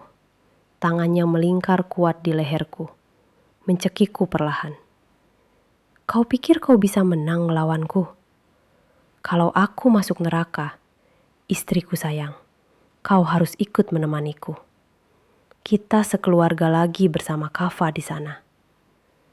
"Kau bukan ayah Kava," desisku susah payah, mencakar lengannya yang mencekikku. "Kau pembunuhnya." Kata-kataku memicu amarahnya lagi. Dimas semakin gila. Dia menyeretku menuruni tangga kebakaran dengan kasar, membawaku menuju mobilnya yang ternyata diparkir tersembunyi di balik tumpukan kontainer di belakang gudang. Bukan mobil sedan yang dia pakai tadi, tapi sebuah SUV tua yang sepertinya dia curi dalam pelariannya. Dia melemparku masuk ke kursi penumpang, menodongkan pecahan kaca tajam ke leherku dan memborgol tanganku ke pegangan tangan di atas pintu dengan dasinya. Dia melompat ke kursi pengemudi dan tancap gas. Mobil melesat keluar dari area pelabuhan, menabrak pagar kawat hingga rubuh. Polisi segera mengejar. Terjadilah kejar-kejaran mobil yang mengerikan di tengah badai. Dimas mengemudi seperti orang kerasukan, menerobos lampu merah, melawan arus lalu lintas, dan menyenggol beberapa kendaraan lain. Sirene polisi meraung-raung menghubungi di belakang kami, bagaikan paduan suara kematian.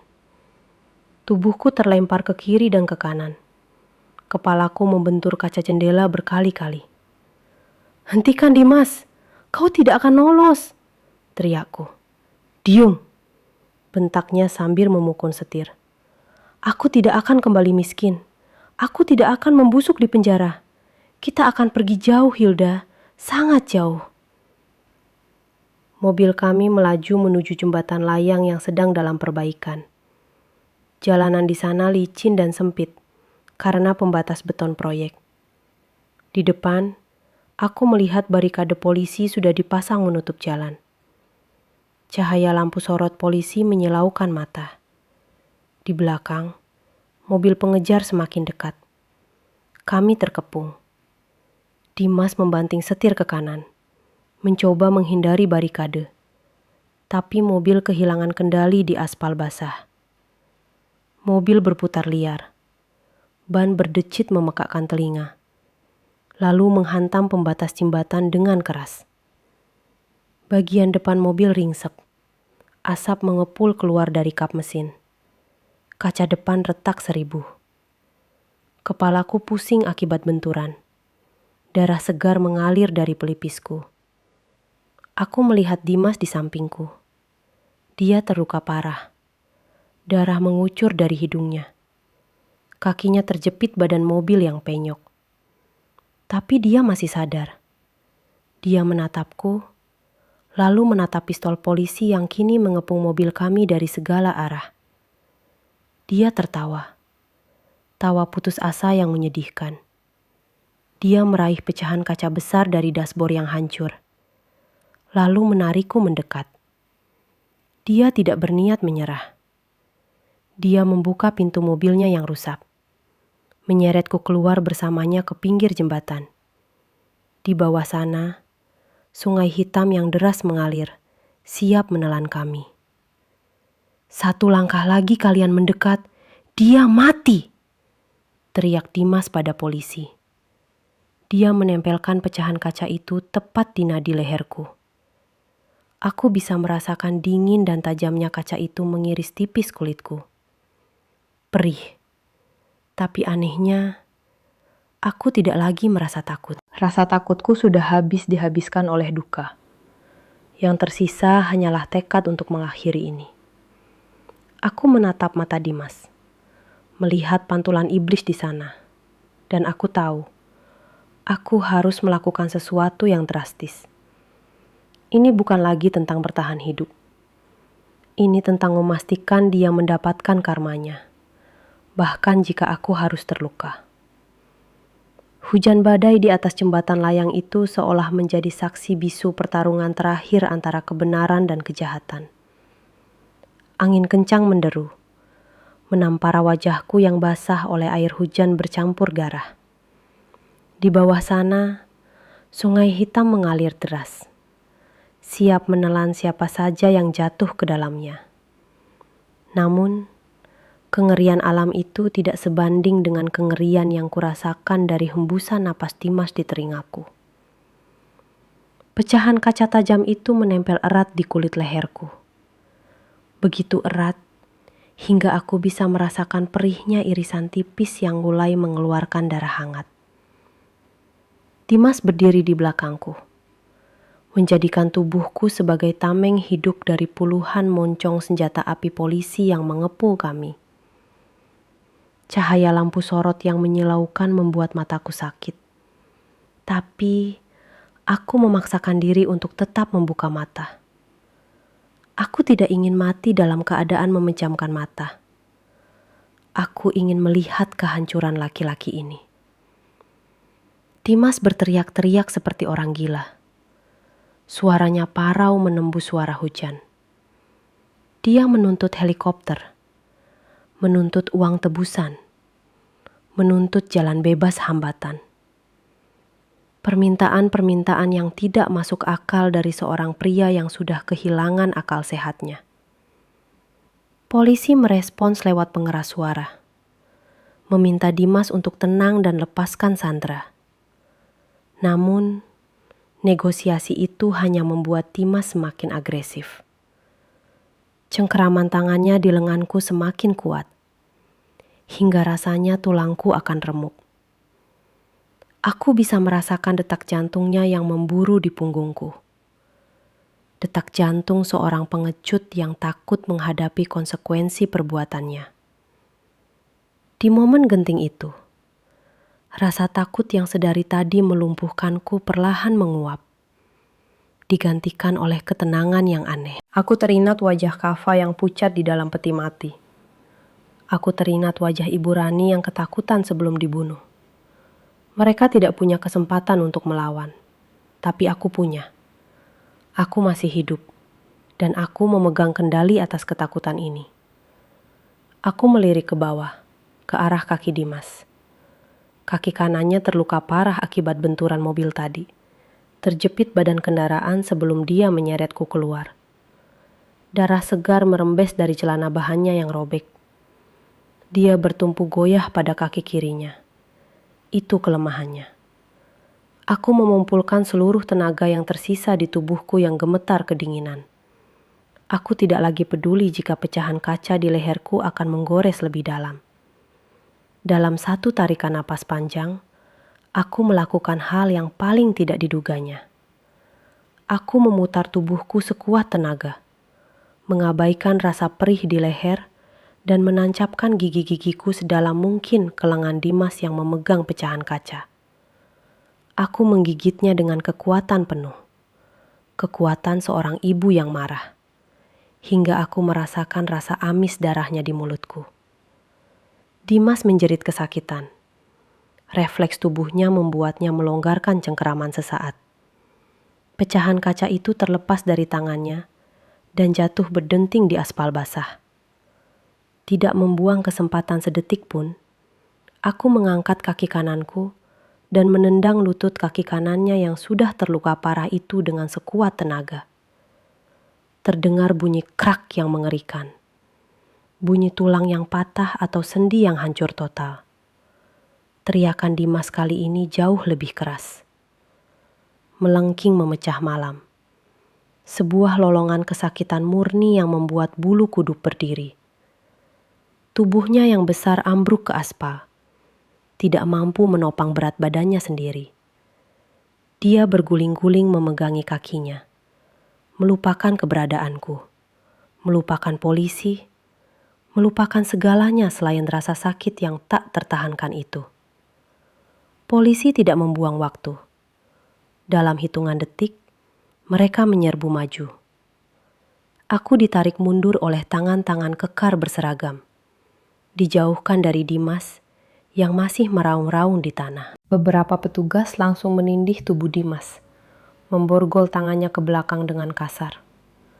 Namun, Dimas masih mencoba melawan, menendang-nendang dengan sisa kakinya yang sehat, meludah, dan memaki. Salah satu polisi terpaksa melumpuhkannya dengan tembakan peringatan yang diarahkan ke paha kirinya, karena dia berusaha merebut senjata petugas. Bunyi letusan senjata itu mengakhiri perlawanan Dimas. Dia terkulai lemas. Darah menggenang di sekeliling tubuhnya, bercampur dengan air hujan yang terus mengguyur tanpa ampun. Aku berdiri di sana, di balik barisan polisi, menatapnya dengan napas tersengal. Wajah tampan yang dulu kucintai itu kini berlumuran darah dan lumpur. Menyerinai kesakitan, menatapku dengan tatapan kosong. Para medis segera datang mengerubungiku, membersihkan luka di leherku, menyelimutiku dengan selimut termal oranye, dan menanyakan apakah aku baik-baik saja. Aku tidak menjawab. Mataku terpaku pada sosok Dimas yang sedang diangkat ke tandu dengan penjagaan super ketat. Saat tandu itu lewat di depanku, Dimas menoleh. Tidak ada lagi arogansi. Tidak ada lagi tatapan kosong mereka. Yang ada hanya ketakutan. Dia sadar hidupnya sudah berakhir. Daniel muncul dari kerumunan petugas medis di belakang. Lengannya dibebat karena retak tulang akibat pukulan Dimas di atap gudang tadi. Dia berjalan tertatih mendekatiku. Wajahnya lebam, tapi matanya memancarkan kelegaan luar biasa. Dia merangkul bahuku dengan satu tangannya yang sehat. Dan pada saat itulah, pertahananku runtuh. Aku menangis. Bukan karena sedih, tapi karena beban berat yang selama ini menindih dadaku akhirnya terangkat. Keesokan harinya, berita penangkapan Dimas dan Pak Rahayu menjadi headline di seluruh stasiun televisi nasional dan media cetak. Wajah mereka terpampang jelas sebagai dalang pembunuhan berencana dan korupsi yayasan. Namun, hukuman penjara hanyalah awal dari karma mereka. Alam semesta bekerja dengan cara yang misterius dan menyakitkan untuk menyeimbangkan neraca keadilan. Dimas dilarikan ke rumah sakit Polri dengan kondisi kaki kanan yang hancur parah. Dokter mengatakan bahwa infeksi dari luka terbukanya yang terkena air kotor jalanan dan serpihan besi mobil telah menyebar dengan sangat cepat, menyebabkan gangren. Jaringan kakinya membusuk dalam hitungan jam, seolah tubuhnya sendiri menolak keberadaannya. Di ruang perawatan isolasi penjara yang dingin dan berbau obat-obatan keras, Dimas menerima vonis medis yang menghancurkan jiwanya. Untuk menyelamatkan nyawanya dari penyebaran infeksi darah, dokter harus melakukan amputasi. Ironi yang begitu pekat terasa di udara. Dimas, yang meracuni anaknya sendiri hingga organ dalamnya rusak perlahan, kini harus melihat bagian tubuhnya sendiri dipotong dan dibuang. Ketika dia sadar dari operasi, dia mendapati kaki kanannya sudah hilang sebatas lutut. Dia berteriak histeris, menangis, memohon agar ini hanya mimpi buruk. Tapi ini nyata. Dia yang dulu begitu bangga dengan penampilan fisiknya, yang selalu ingin terlihat sempurna dan berwibawa, kini menjadi cacat permanen. Dia harus menghabiskan sisa hidupnya di kursi roda atau dengan tongkat, menjadi simbol kelemahan yang paling dia benci. Karma telah mengambil langkah kakinya, sebagaimana dia mengambil masa depan Kava. Sementara itu, nasib Pak Rahayu tidak kalah menyedihkan. Pria tua yang selama ini dipuja sebagai tokoh masyarakat yang dermawan itu ditangkap di gudang dalam keadaan pingsan setelah dipukuli Dimas. Namun, pukulan fisik itu tidak seberapa dibandingkan dengan pukulan mental yang dia terima.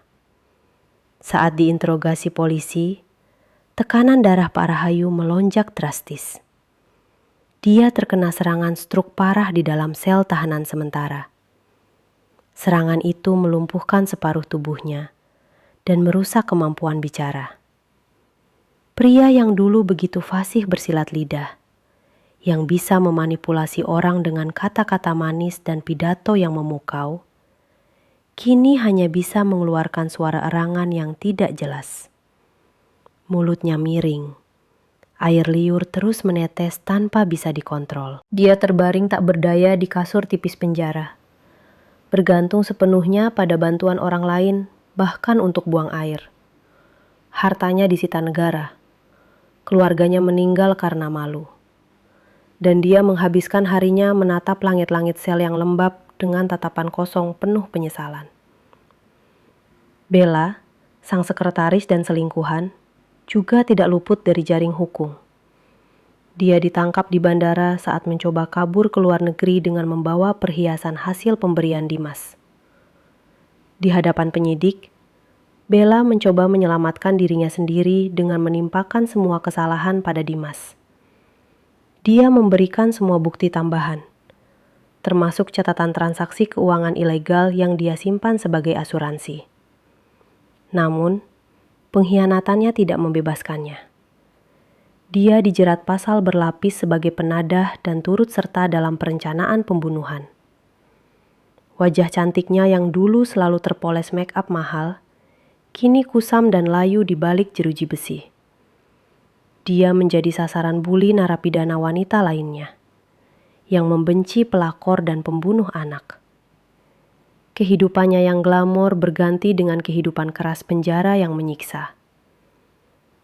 Aku dan Dania memantau semua perkembangan ini dari kejauhan. Kami tidak merasa kasihan sedikit pun.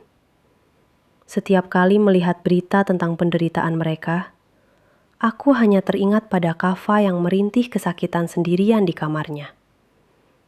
Rasa sakit yang mereka alami sekarang belum sebanding dengan nyawa suci yang telah mereka renggut. Namun setidaknya mereka menderita. Mereka hancur secara fisik, mental, dan sosial. Masyarakat mengutuk mereka. Tidak ada tempat bagi mereka untuk bersembunyi lagi. Nama baik yang mereka agung-agungkan telah menjadi sampah. Suatu sore, aku diminta datang ke rumah sakit penjara untuk memberikan kesaksian tambahan. Aku melewati lorong yang dijaga ketat menuju kamar tempat Dimas dirawat. Dari balik kaca jendela kecil di pintu, aku melihatnya. Dimas sedang duduk di kursi roda, menatap dinding kosong. Tubuhnya kurus kering, wajahnya tirus dan ditumbuhi jenggot yang tidak terawat. Dia terlihat 10 tahun lebih tua. Tidak ada lagi Dimas yang gagah. Yang ada hanyalah sisa-sisa manusia yang rusak. Saat dia menyadari keberadaanku di balik kaca, dia menoleh pelan. Mata kami bertemu. Aku melihat air mata mengalir di pipinya yang ceku. Dia mencoba menggerakkan bibirnya. Mungkin ingin meminta maaf. Atau mungkin memohon belas kasihan. Tapi aku tidak merasakan apa-apa lagi selain kehampaan. Rasa benci yang dulu membakar dadaku sudah padam. Berganti dengan rasa dingin yang menenangkan. Aku tidak memalingkan wajah. Aku menatapnya lurus-lurus. Membiarkan dia melihat bahwa aku masih berdiri tegak, utuh, dan kuat. Aku, wanita yang dia anggap lemah, adalah orang yang menghancurkannya. Aku berbalik badan dan melangkah pergi, meninggalkan Dimas yang menangis sendirian dalam keheningan yang menyiksa, terkurung dalam tubuhnya yang cacat dan dosa-dosanya yang tak terampuni. 6 bulan telah berlalu sejak malam badai di jembatan itu. Waktu berjalan lambat namun pasti. Menyembuhkan luka fisik meski meninggalkan parut yang tak akan pernah hilang sepenuhnya. Pagi ini, langit Jakarta begitu cerah. Biru bersih tanpa awan. Seolah alam semesta sedang membuka babak baru dalam hidupku. Aku berdiri di depan cermin besar di kamarku. Bukan kamar di rumah lama yang penuh kenangan buruk itu. Melainkan di rumah baru yang lebih sederhana dan hangat. Aku merapikan jilbabku yang berwarna krem cerah. Warna yang melambangkan ketenangan. Wajah di cermin itu bukan lagi wajah Hilda yang ketakutan dan sembab oleh air mata. Itu adalah wajah seorang wanita yang telah berjalan melewati neraka dan keluar sebagai pemenang. Ada garis ketegasan di rahangku. Ada sinar ketabahan di mataku. Hari ini adalah hari pembacaan vonis akhir. Gedung pengadilan dipenuhi oleh wartawan, aktivis perlindungan anak, dan masyarakat yang mengikuti kasus ini sejak awal. Ruang sidang terasa sesak dan panas. Namun aku merasa dingin dan tenang. Daniel duduk di sampingku, mengenakan kemeja batik rapi, lengannya sudah sembuh total, dan dia kembali menjadi sosok sahabat yang bisa diandalkan. Dia menggenggam tanganku erat saat majelis hakim memasuki ruangan. Ketukan palu hakim membuka sidang yang sangat dinanti-nantikan ini. Dimas didorong masuk dengan kursi roda. Dia menunduk dalam-dalam. Tidak berani menatap ke arah pengunjung sidang yang mencemoohnya. Pak Rahayu tidak bisa hadir karena kondisi kesehatannya yang semakin memburuk, sehingga dia diwakili oleh pengacaranya. Namun proses hukum tetap berjalan untuknya.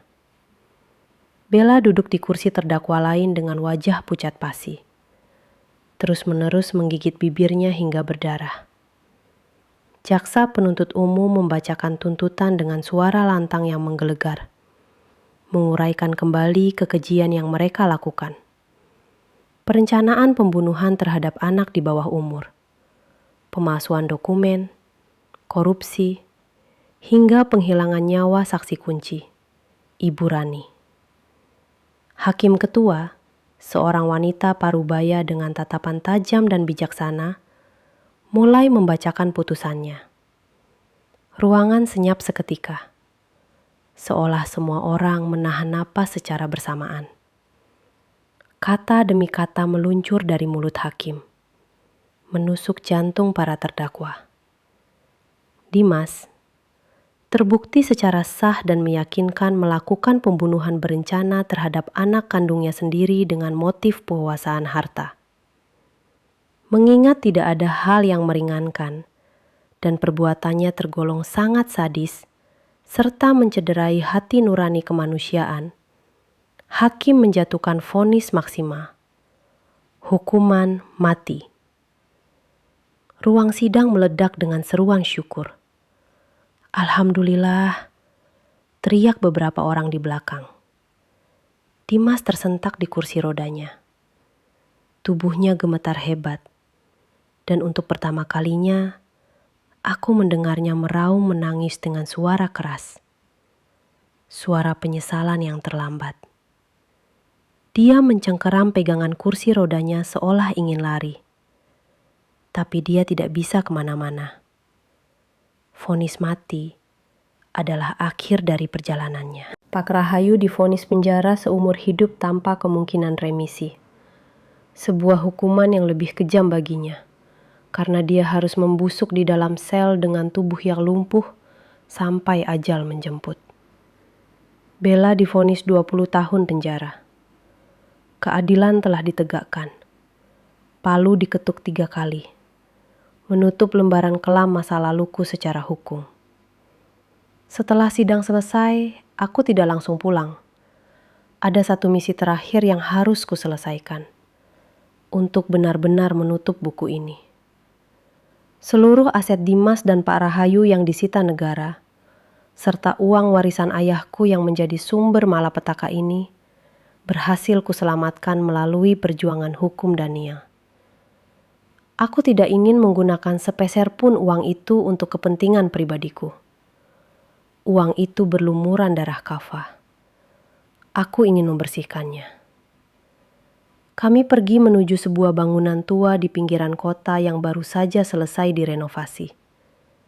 Di atas pintu gerbangnya, terpasang papan nama yang indah dengan tulisan berwarna-warni. Rumah Kava, Yayasan Perlindungan dan Pendidikan Anak. Ya, aku menggunakan seluruh uang warisan itu untuk membangun panti asuhan dan rumah aman bagi anak-anak korban kekerasan dalam rumah tangga. Tempat ini akan menjadi surga bagi mereka yang senasib dengan Kava. Tempat di mana mereka akan dilindungi, dicintai, dan didengarkan. Aku berjalan menyusuri lorong panti yang dicat dengan warna-warna cerah. Suara tawa anak-anak terdengar riuh dari arah taman bermain di belakang. Aku melihat anak-anak berlarian mengejar bola, bermain ayunan, dan bernyanyi. Pemandangan itu membuat hatiku hangat. Di dinding lobi utama, terpasang foto besar Kava yang sedang tersenyum lebar. Dan di sebelahnya, ada foto Ibu Rani. Aku juga menyisihkan sebagian dana untuk merenovasi sekolah tempat Ibu Rani mengajar dulu. Membangun perpustakaan baru yang diberi nama Perpustakaan Rani, agar namanya selalu dikenang sebagai pahlawan pendidikan, bukan korban pembunuhan. Sore harinya, saat matahari mulai condong ke barat dan memancarkan cahaya keemasan yang syahdu, aku dan Daniel pergi ke pemakaman umum. Makam Kava dan Ibu Rani letaknya berdampingan di bawah naungan pohon Kamboja yang rindang. Rumput di atas makam mereka sudah tumbuh hijau subur, bertabur bunga-bunga segar yang dibawa oleh orang-orang yang bersimpati. Aku berjongkok di samping nisan Kava, mengusap namanya yang terukir di batu marmer hitam. Tidak ada lagi air mata kesedihan yang menyesakan. Yang ada hanya rasa rindu yang damai. Ibu sudah selesaikan semuanya, Nak. Bisikku pelan pada nisan itu. Mereka sudah dihukum. Uang Kava sudah ibu pakai untuk bantu teman-teman Kava yang lain. Kava tidak perlu sakit lagi sekarang. Kava bisa main sepuasnya di surga. Angin sore berhembus lembut, menggoyangkan dedaunan pohon Kamboja hingga beberapa kelopak bunga putih jatuh perlahan ke atas pangkuanku. Suasana di pemakaman itu begitu hening dan sakral. Daniel berdiri agak jauh di belakang, memberiku ruang privasi untuk berbicara dengan putraku. Aku memanjatkan doa panjang, mengirimkan semua cinta dan kerinduanku lewat setiap bait doa. Aku merasa lega, seolah ada beban ribuan ton yang akhirnya lepas dari pundakku. Aku sudah menepati janjiku sebagai seorang ibu. Aku telah membela anakku sampai titik darah penghabisan. Saat aku bangkit berdiri dan hendak beranjak pergi, sesuatu yang ajaib terjadi. Matahari senja menciptakan bias cahaya yang indah di antara pepohonan. Di ujung jalan setapak pemakaman, sekitar 10 meter di depanku, aku melihat sesosok bayangan kecil berdiri. Jantungku berdesir, tapi bukan karena takut. Sosok itu mengenakan baju tidur bergambar pahlawan super favorit Kava. Baju yang sama yang kupakaikan terakhir kali sebelum dia dimakamkan. Itu Kava. Dia tidak terlihat pucat atau kesakitan seperti di mimpi-mimpi burukku selama ini. Dia terlihat sehat, pipinya merona, dan senyumnya begitu cerah hingga menyilaukan mata. Kava tidak berkata apa-apa. Dia hanya berdiri di sana, menatapku dengan mata berbinar bahagia. Dia mengangkat tangan kanannya dan melambai perlahan padaku. Lambaian perpisahan yang manis. Lambaian yang mengatakan, "Aku baik-baik saja, Ibu. Terima kasih." Air mataku menetes satu kali. Air mata kebahagiaan. Aku membalas lambaiannya dengan tangan gemetar dan senyum lebar di wajahku. "Selamat jalan, sayang," bisikku. Bayangan Kava perlahan memudar seiring dengan cahaya matahari yang meredup, menyatu dengan kehangatan senja, lalu menghilang sepenuhnya. Tapi rasa hangat di dadaku tidak hilang. Kava sudah tenang.